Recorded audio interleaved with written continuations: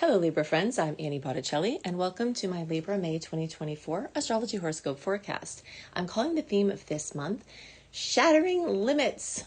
Libra goes boundless May 2024 and beyond, and we'll get into why I'm so excited about that, as well as all kinds of other things that we have to talk about here for this May and beyond. This is for you if Libra is your sun sign, your moon sign, your rising sign, or any other Libra placement you're listening for. What I'm going to talk about here is part of your astrological picture. And very late degree Libra friends, so birthdays around October 15th through the rest of the sign, or Libra degrees around 23 degrees through the rest of the sign. I suggest you additionally listen to my Scorpio report, as your very late degree friends will benefit from both readings. So much to talk about, so let's just get right into it. The first thing... Actually, before we get to the chart, the first thing for the general astrology that I'm very excited about is that this is a robustly positive month from the perspective of the aspects. So we have so many sweet aspects and so many more sweet aspects compared to the salty ones this month. So that's always a nice way to start out. We also are getting out of the fog of Mercury retrograde, April 1st through April 25th. We descended into the unknowing, the appliance calamities, the miscommunications of Mercury retrograde. But every day since April 25th, we're marching out of it. And as we get to May 14th, that shadow has completely cleared. So the second half of the month, as well as from the middle of May until the middle of July, are completely open stars for your big decisions, your big purchases and sales and agreements and commitments and events. And it will be much easier to plan for the future and plan for that period of time than it has been in recent months because of the retrograde. The third thing to know is that we are still in eclipse season, but it is the tail end. Okay, so March and April were very intense, right? Because Libra was in the hot seat. So, your nervous system will get a little chance to relax now, definitely at least compared to March and April. Hopefully the changes have been profoundly positive. Definitely, I know that these eclipses can go either way. I'm there with you because I have Aries rising, so I'm in the hot seat with you. We're not going to talk about the eclipses in this report, just enough to say two important things. The first is that from early 2023 to mid 2025, there is a massive karmic clearing and redirection going on for Libra. So you will get information about that throughout those 2 years, but every time it's eclipse, every 6 months, when we're in eclipse season, all of those things will come to the forefront. So if you want to understand the eclipses better, go to anniehelpsyou.com/eclipses. And I have information about them there, along with videos that you can watch specifically to help you understand the themes that are at play for this whole time. Nice segue into the current aspects is that with all the information that came in and the changes that may have come in March and April, it may have been hard to implement making choices or making decisions based on what happened because we were in that retrograde. So it was kind of difficult to see how everything was going to play out. But now as May progresses and we still have all of this Aries energy, there's going to be a lot of motivation, ambition, inspiration, impetus to do something with the information that came in and to make very positive life changes and to move on from whatever has happened. So it will be very, robust is a good word. It's not just because of the positive aspects, but also because of the sheer fire energy that's happening. Mars, Hygeia, transiting North Node, Mercury, Chiron, Eris, all are in Aries. And so this is bringing this storyline of autonomy and individual focus as it relates to your relationship. So being able to find some more freedom, find some more time for yourself, find some more, individual direction that's not just based on what other people need. And that's going to be, the storyline here. So this push-pull of me versus we, Libra is never getting away from that. And it's very strongly highlighted this month as all these Aries planets highlight your 7th house. So you'll still be looking for and finding solutions with situations within relationships. You'll still be looking for and finding, solutions as it relates to clients or customers, and very much expanding and regenerating and maybe redoing and redirecting within your relationship space. Relationships of every kind and how you do relationship. Mars in the 7th, which will be happening all month, is going to make you very hot on finding the right people to help you, which is great because delegation is a big part of this. And so, if you need help from somebody else, this is a fantastic time, and you might find that you're very motivated to find people to help you with things that you don't really need to be doing that other people can support you with. So because all of this energy makes an opposition with Libra energy, it just carries more of this push-pull where you're being pulled in two different directions. But as I always like to say, this can help you reach your superhero status, because it's like you have the opportunity to get all the balls up in the air and keep them up and feel really good about that and feel like, I'm doing it, so you definitely can enter rock star mode for sure. Especially the second half of May, and like I said, through the middle of July, this is a great time to start something new, and Aries energy represents initiation and beginnings. So if you have to start something new, so a cluster of really great days to do, your business launch, your event, your engagement, your wedding, the days are on the 21st, the 22nd, and the 23rd. There's just a massive amount of sweet stuff grouped together that are in especially nice aspects for Libra. Okay, so as Mercury moves along, it will go into Taurus and meet Venus and the Sun and Uranus and Jupiter. Of course, we have that Jupiter-Uranus conjunction, which is very, very big. I have a separate video on this, and I talked about it in the April reports. You can find that separate video called Once in an 84-Year Aspect. If you go to anniehelpsyou.com/astrology, you'll find my podcast and my YouTube players there, and they're always updated, so you might have to scroll through the lists to get those, because they'll be a little further back.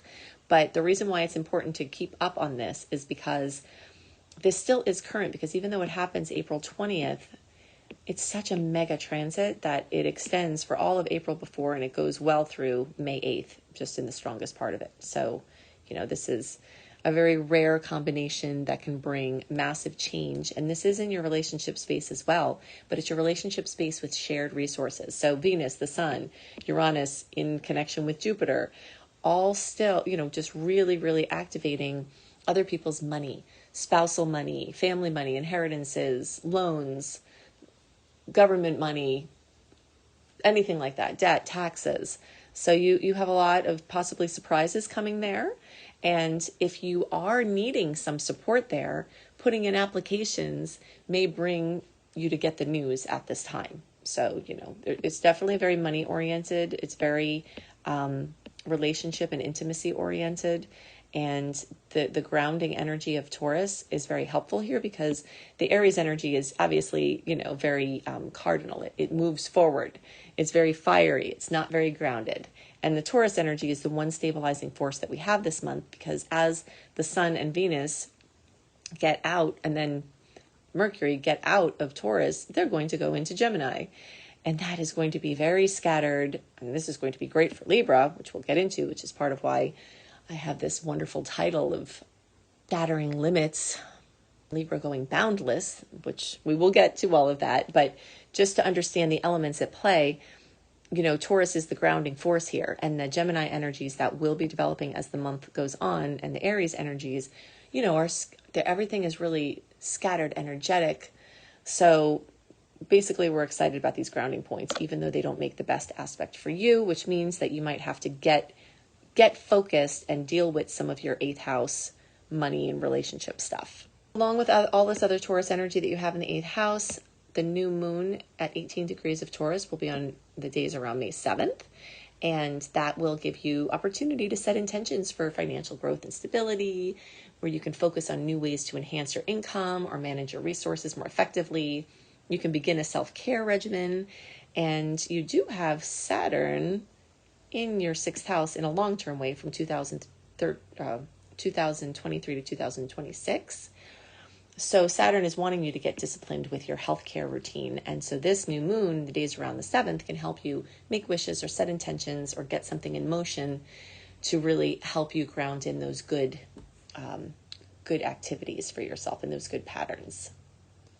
Okay, so as the month progresses and Venus and the Sun and Mercury get over into Gemini, guess who will also be going into Gemini? And this is why I'm so excited. Jupiter. Jupiter is going into Gemini. Why is that exciting? Well, first of all, Jupiter is my ruler. I'm a Sagittarius, so I get excited about everything that Jupiter is doing. But I'm particularly excited that it's going into an air sign, because as a Sagittarius, that's great for me too.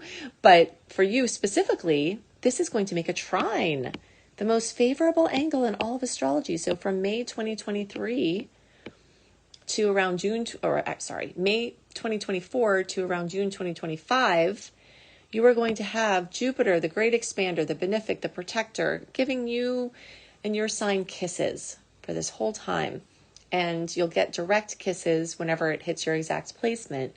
So the later you are in the sign, the later it will be in that time that you get your exact kiss. But the awesomeness is still abounding all of this time, which is why I'm using this word boundless. Okay, so the 9th house that is aspected by all of the Gemini placements that are coming, the Sun, Venus, Mercury, and Jupiter. You can't see them here because in the chart I have here, it's for the beginning of the month, but this is in motion. This is a transit chart, so these are moving. So just imagine that this is going to be very full as the month progresses in the short term and then also in the long term. So what that gives you is just a massive multiplied amount of Sagittarius energy for the short and long term. And Sagittarius energy shatters limits. It's boundless. It's the energy that's on the mountain that helps you to look far and wide. It's a broadener. It's a perspective changer. It's a lifter. It's optimistic, and it just basically either doesn't see or blatantly ignores obstacles. And it doesn't acknowledge ceilings.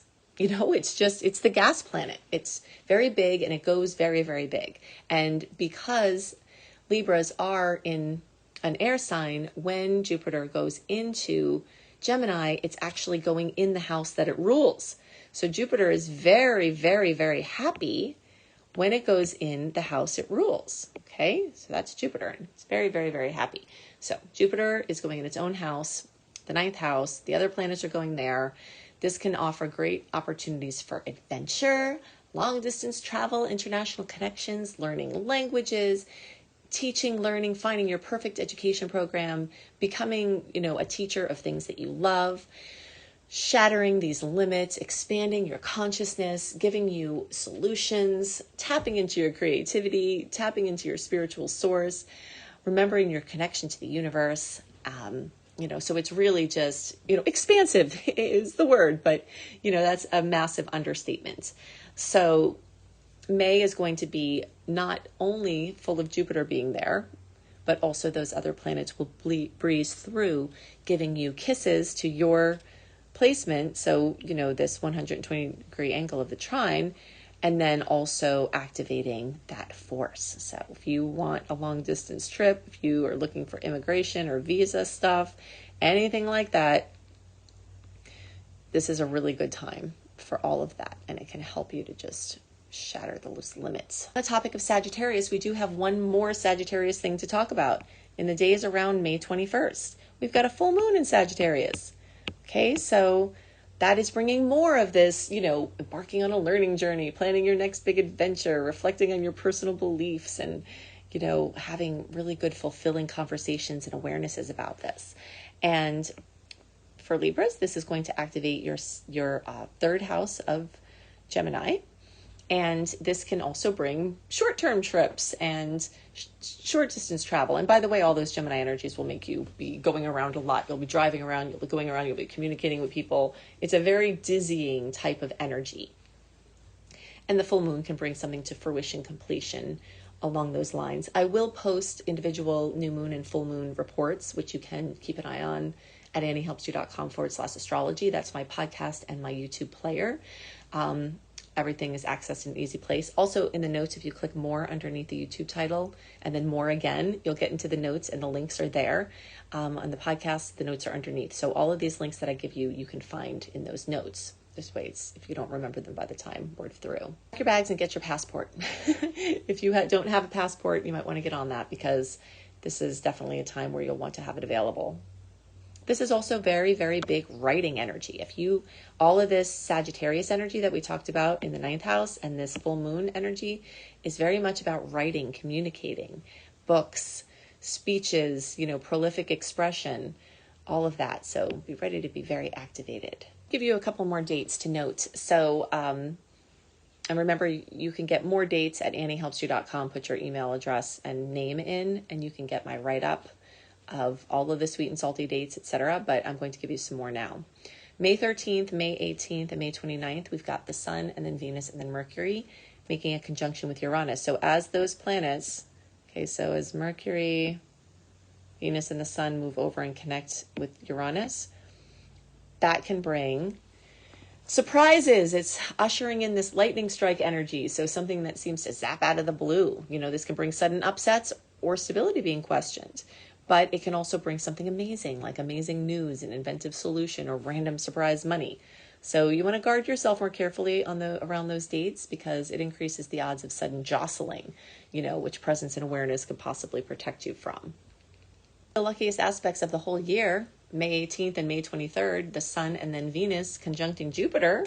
So when those same planets, the sun and Venus, get over to connect with Jupiter, then Jupiter's, well, we've talked a lot about Jupiter, right? You already know it's the great benefic. And one thing to know about Jupiter, it's called the protector. It always has been. In history, ancient wisdom has called it the protector, the great benefic.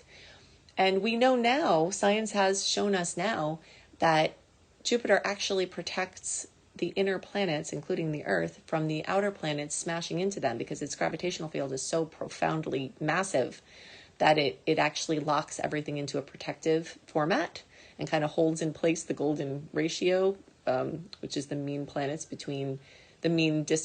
between the planets is actually in the golden ratio. And Jupiter is part of holding that in place. So when we say it's a protector, when they call it the archetypal energy of protection, it actually literally is. And we're finding this more and more as, science is proving things that were thought about the stars, the archetypal energy of the planets. They're based in something, true. So Jupiter is a protector. And so when you have Venus, which rules love, beauty, money, relationships, the sun, which rules vitality and expression, coming together with this great benefic, it's a pretty Jupiter heavy chart in general for everybody, but especially for Libra, because, it's going into its own house. We talked about that. But yeah, so mark those dates, the 18th and 23rd, and the days around there can be extra lucky. That Sagittarius full moon in the days around May 21st, everyone can get the goodies from that, and it's in a nice angle for everyone, but you early degree placements, so anywhere close to 3 degrees, so basically September born Libras, you may get an extra kiss from that full moon. But don't worry if you're not in that zone, because as you can see, there's plenty of goodness for everybody this month. So I've given you some dates that are relevant this month. If you love more dates and want to know the aspects and how they may manifest, then definitely sign up for my free VIP community at anniehelpsyou.com. Just put your name and email address there. And then when you're in the, you'll get the welcome letter. Then you click on the archives and you can put whatever month you're looking for and it will be there. Then you can access my secret star portal, which has all extra content plus early content plus my written horoscopes and so much more. And if you want to learn astrology with me, including my basics course or my Become a Professional Astrologer Mastery Certification course, you can up level there. You can go to anniehelpsyou.com/eclipses to understand the eclipse rhythm that's at play. Even when we're not in eclipse season, you can see what storylines are happening for the years of each eclipse story. And for my easy access player, go to anniehelpsyou.com/astrology, and whatever is current, this is constantly updating. So my podcast playlist will be there. My video playlist will be there. And if there's any videos that need timestamp, it will be somewhere there. If you're on YouTube, make sure you click the bell, because that will be how you get my notifications right into your inbox. If you're subscribed but you didn't click the bell, then you might not be hearing from me. But if you click the bell, then you can. And you can always look in the notes underneath the podcast or the notes underneath the video by clicking the little more button underneath the video title and then clicking more again to reveal the notes. So I hope you have a wonderful month, and I'll see you next month. Bye.